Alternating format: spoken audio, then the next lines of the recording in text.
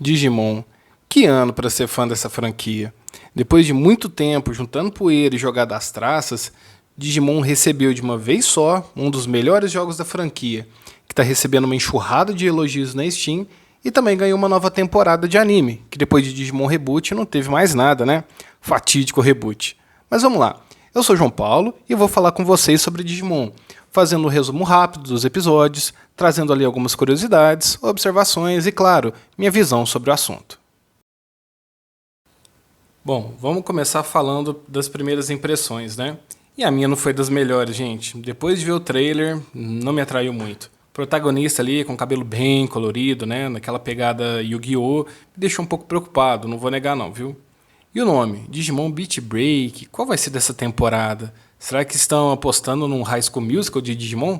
Mas como fã da franquia que sou, né? Eu tenho que assistir mais essa temporada para dar apoio para a franquia. Então, não vai ser agora que eu vou parar. E que bom que eu assisti. Pelo menos ali nesses 2 primeiros episódios, eu tive uma visão muito positiva, galera. Foi muito bacana mesmo e eu não estava esperando por isso. E agora vou falar um pouquinho do primeiro episódio. Já nos primeiros segundos de anime, eles já começam trazendo ali um pouquinho, né, de contexto, onde que nossos personagens moram, como que é esse mundo e tal. E aí eles já começam falando da Sapotama, que é um ovo muito parecido ali com as Digitamas da primeira temporada, e que ele é basicamente um substituto do celular. Eu achei bastante interessante a ideia, até porque se a gente for parar para pensar, nossa, como será que vai ser o dispositivo que vai substituir o celular? Porque hoje praticamente todo mundo tem um celular, né? E eles tentarem riscar um chute da próxima tecnologia é um negócio bem audacioso. Mas ele não é só um celular não, viu? Ele é um ovo que tem muita IA integrada, dá para fazer compras com isso, usar de despertador, um coach de alimentação, um negócio bem diferente. Mas além da Sapotama, tem um outro elemento que é essencial ali para essa temporada, que é o e-pulse, ou pulso eletrônico, que pode ser usado através de um chip que é colocado na mão das pessoas logo assim que elas nascem. Basicamente, a Sapotama não tem uma bateria, você não usa carregador. Que é bom, né? Porque tem muita empresa aí que nem manda isso mais quando a gente compra um celular.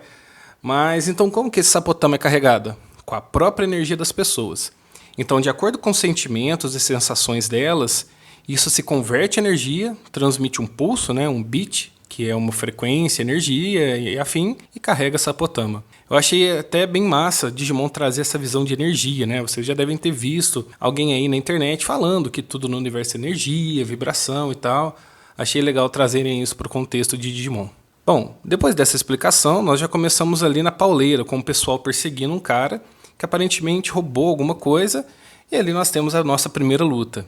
A animação é bem fluida, é bem animada, eu gostei bastante dos efeitos. Nós podemos ver como os Digimons evoluem nessa temporada, porque está bem diferente do que a gente está acostumado. Aqui o Digimon engole a Sapotama, forma um ovo no estilo Digimon Rambo Arena e ele já sai transformado. Inclusive, acho que essa Sapotama ainda vai ter muito mais importância do que aparenta. Já vi até umas teorias de que essas coincidências com a Digitama não é à toa, que talvez os humanos estão usando as Digitamas com outro propósito, enfim, vai saber. Se você também pensou em alguma teoria, deixa aqui nos comentários sobre o que você acha que vai ser essa Sapotama no final das contas, beleza? Que eu quero dar uma lida depois. Não só teve evolução de um dos mocinhos, mas o vilão da vez também desenvolveu. É uma coisa que eu acho muito da hora e raramente é usado na franquia. É bem aquela pegada do meme do The Boys, do nivelei o jogo. Depois a gente aprende um pouquinho mais sobre a Sapotama e conhece uma personagem chamada Hitomi. Ela conhece o nosso protagonista, né, o Tomoro, que inclusive na tradução do site que eu assisti, traduziu o nome dele como amanhã, do termo tomorrow em inglês. Isso descobrimos um pouquinho do protagonista e mais das funções da Sapotama. Aí eles começam a conversar, porque o protagonista pegou a Sapotama da menina que ia cair no chão, e isso gerou uma recarga imediata e o negócio ficou todo bugado. Até aí beleza.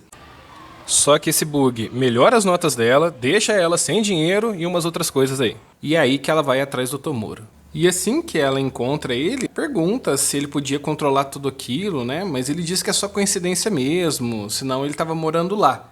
e aponta para um dos prédios dentro de um ovo gigante onde aparentemente vive a nata da sociedade. Esse lugar se chama Shangri-La e é uma referência de um romance fictício que é um paraíso. O legal é que isso me lembrou um pouquinho do filme Jogador Número 1, por ter esse contraste, né, entre como é o ambiente de quem é mais pobre e dos milionários. Então tem aquela pitadinha de crítica social também. Então assim, como vocês podem ver, esse Digimon tá trazendo muitos temas, muitos assuntos diferentes e por enquanto estão se conectando bem.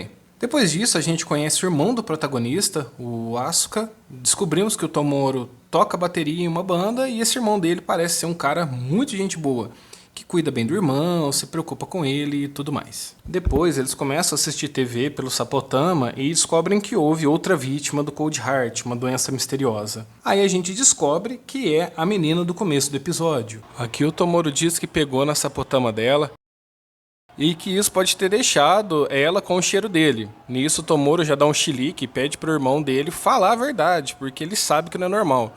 Mas assim como a mamãe fala, na volta a gente compra, o Asuka mete um, depois eu te conto.